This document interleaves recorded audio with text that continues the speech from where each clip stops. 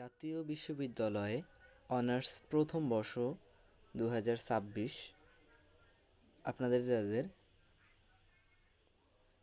Session 2024-25 আছেন তাদের জন্য মৌলিক জৈব রসায়ন সাজেশন। তো এটা হলো আপনাদের শেষ মুহূর্তের জন্য সাজেশন, যেহেতু আমাদের অল্প কয়েকদিন পরীক্ষার জন্য বাকি আছে। তবে যদি কারো ফুল সাজেশনটা প্রয়োজন হয় তাহলে এই নাম্বারে, স্ক্রিনে দেখানো এই নাম্বারে হোয়াটসঅ্যাপ করবেন।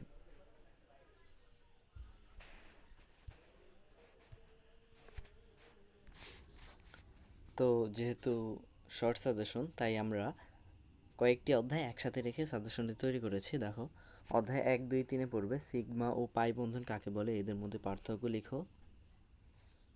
আর প্রত্যেকটা প্রশ্নই তোমাদের সাজেশন বইতে বা যে বই কিনো বইতে পেয়ে যাবে। তবে যদি উত্তর না পাও তাহলে আমার চ্যানেলে একটু ঘুরে আসতে পারো, সেখানে আশা করি উত্তর পেয়ে যাবে। তারপরে sp2 সংকরণ কাকে বলে, ইথিন অণুতে কার্বন পরমাণুর sp2 হাইব্রিডাইজেশন বা সংকরণ ব্যাখ্যা করো। আরেকটা বিষয়, এই প্রশ্নগুলো কিন্তু এরকম না থেকে একটু ঘুরিয়েও থাকতে পারে, তবে বিষয়বস্তু এরকমই থাকবে। প্রোপেন প্রস্তুতির জন্য উডস বিক্রিয়ার উপযোগী নয় কেন, বেয়ার টেস্ট তত্ত্ব ও উডস বিক্রিয়া ব্যাখ্যা করো। সাইক্লো অ্যালকেনের দুটি প্রস্তুতি লেখো। মিথাইল সাইক্লোহেক্সেনের সমাণুগুলো আঁকো এবং এদের মধ্যে কোনটি অধিকতর স্থায়ী। এই প্রশ্নটি যদি খুঁজে না পাও তাহলে কমেন্ট করো আমাকে, ইনশাল্লাহ আমি তোমাকে দিয়ে দেবো প্রশ্নটি। এরপরে অধ্যায় 4 অ্যালকিন সমূহ। অ্যালকিনে ব্রোমিনের যৌথ বিক্রিয়ার কৌশল আলোচনা করো।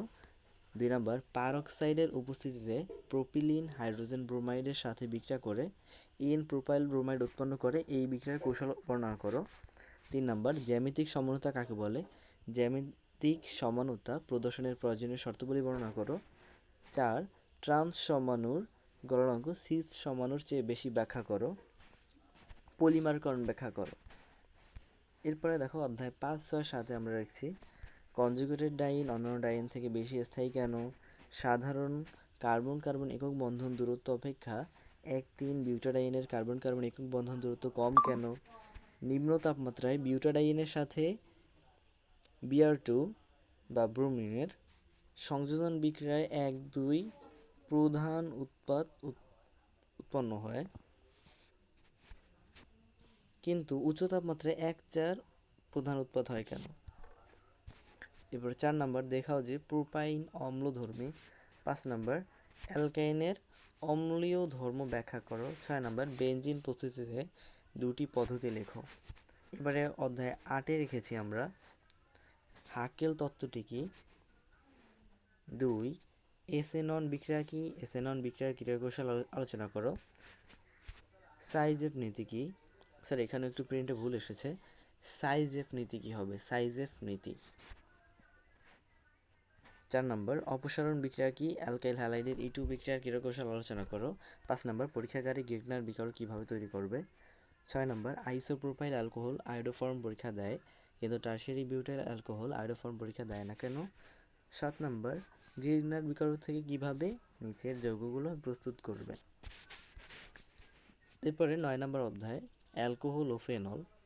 যদি তোমাদের বইয়ে অধ্যায়ের নাম না মিলে, 1 নম্বর অধ্যায় 2 নম্বর অধ্যায় নাও মিলে, তারপরও অবশ্যই আমাদের নামগুলো মিলবে, যে অ্যালকোহল ও ফেনল এই জাতীয় ব্র্যাকেট যেগুলো দিয়ে দিচ্ছি এই নাম অনুযায়ী বইটি খুঁজে বের করার চেষ্টা করবে। ফেনল অম্লধর্মী কিন্তু অ্যালকোহল নিরপেক্ষ। 2 উপরের প্রশ্ন হচ্ছে এটা নিরপেক্ষতা ব্যাখ্যা করতে বলছিল আমাদের। 2 নম্বর, ইথানল বা অ্যালকোহল পানিতে যে কোনো অনুপাতে দ্রবণীয় ব্যাখ্যা করো। 3 নম্বর, ইথানলের স্ফুটনাঙ্ক ডাইমিথাইল ইথারের চেয়ে বেশি কেন।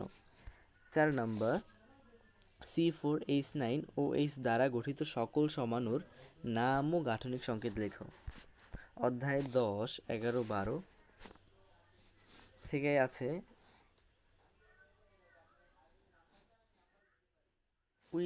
উইলিয়ামসন সংশ্লেষণ বিক্রিয়ার ক্রিয়া কৌশল লেখা হচ্ছে। এখানে একটু প্রিন্টে ভুল এসেছে সম্ভবত। বিক্রিয়ার মূলত প্রশ্ন ছিল যে উইলিয়ামসন বিক্রিয়ার ক্রিয়া কৌশল লিখো। এবার 2 নম্বর, কিটোনের দুটি প্রস্তুতি প্রণালী লেখো। 3 নাম্বার ক্যানিজারো বিক্রিয়ার ব্যাখ্যা করো। 4 নাম্বার ইথানল অ্যালডোল ঘনীভবন বিক্রিয়া দেয় কিন্তু মিথানল দেয় না কেন? 5 নাম্বার কিটোইনল টটোমারিজম বলতে কী বোঝো? 6 নাম্বার অ্যালডিহাইড ও কিটোনের মধ্যে পার্থক্য নিরূপণ করো। এরপরে 7 নম্বরে রয়েছে মনোকার্বক্সিলিক অ্যাসিড প্রস্তুতির সাধারণ প্রণালী। 8 নাম্বার মিথানোয়িক অ্যাসিড ও ইথানোয়িক অ্যাসিডের পার্থক্য লিখো।